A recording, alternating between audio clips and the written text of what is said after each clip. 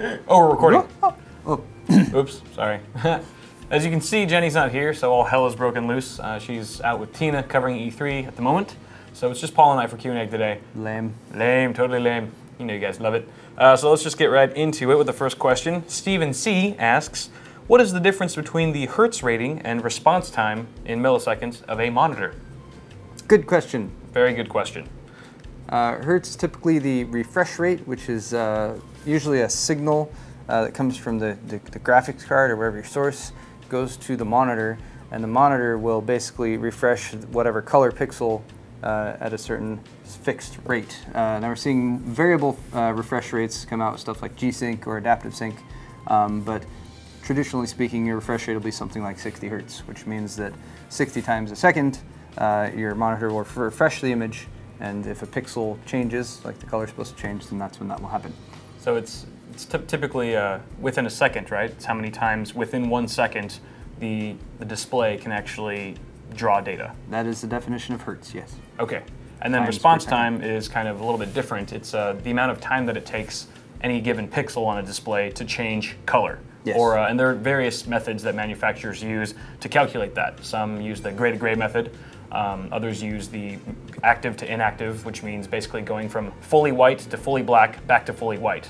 And however long that takes is considered the response time in milliseconds. So generally you want a faster response time.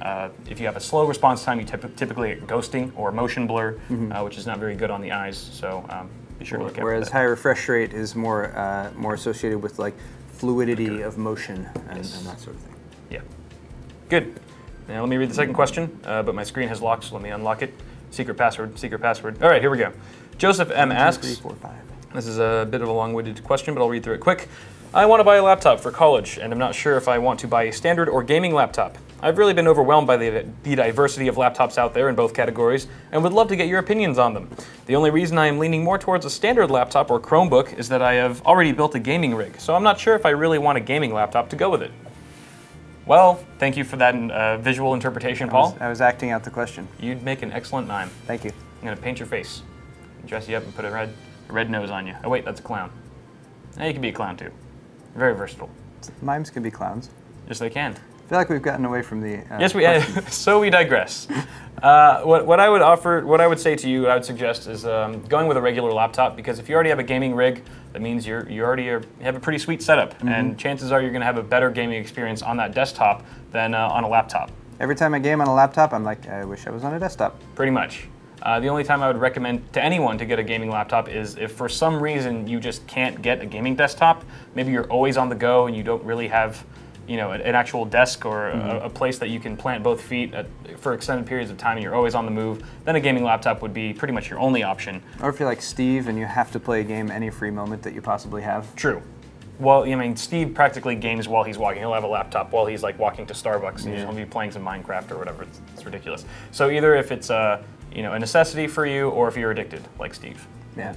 Get Other a than laptop. that, stick with gaming on your desktop and get a laptop that's less expensive, portable, and you can take around to class and take notes and that sort of thing. Yep.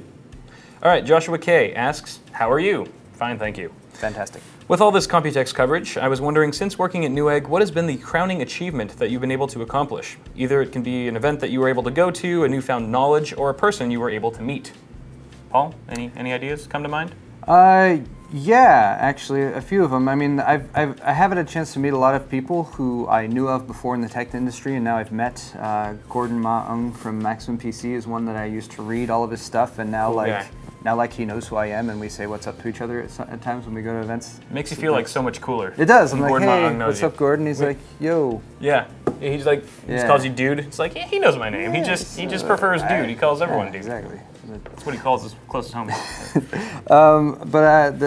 I always kind of have to go back to our original, or not our original, but our How to Build a Computer series that we did, because when we started at Newegg and started doing videos, everyone always came to us and said, hey, make a viral video. And I always said, that's a bad idea. You can't make a viral video. Impossible. It's very difficult to do that. And I said, I'm just going to make videos, and then maybe they'll be good. But the How to Build a Computer series has been phenomenally successful.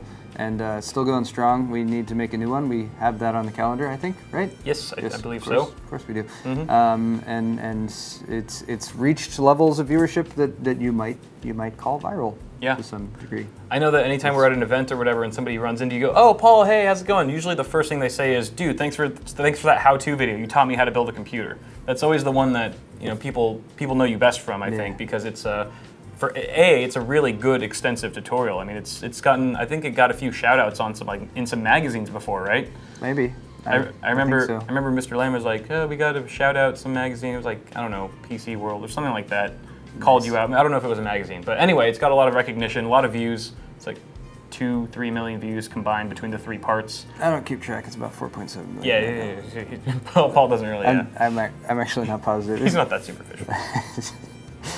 Check it every day. But it's a very good series and definitely something to be proud of. For me, I would say Yolk'd, maybe, of all things. That's the first thing that comes to my mind when I think about accomplishments that I've made here.